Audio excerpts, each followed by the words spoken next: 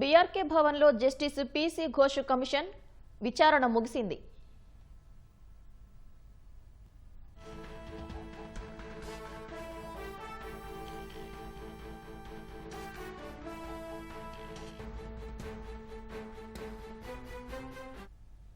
BRK భవన్లో కేసీఆర్ విచారణ ముగిసింది. కేసీఆర్ను 50 నిమిషాల పాటు జస్టిస్ పీసీ ఘోష్ విచారించారు.